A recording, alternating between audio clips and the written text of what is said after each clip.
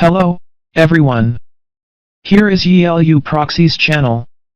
The video shows you how to use YiLu Proxy in Brave browser.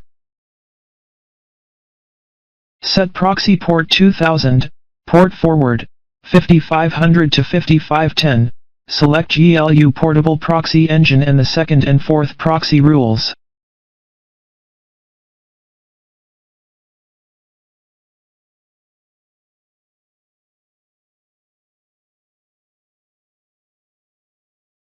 Then connect to proxy IP. If the point on the top left become green, that means the proxy IP connects successfully.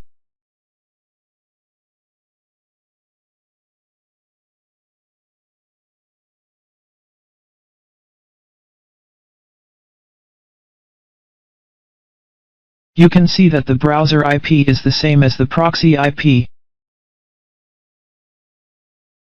Then change the second proxy rule to the first.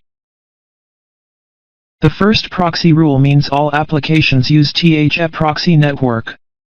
Then change a proxy IP.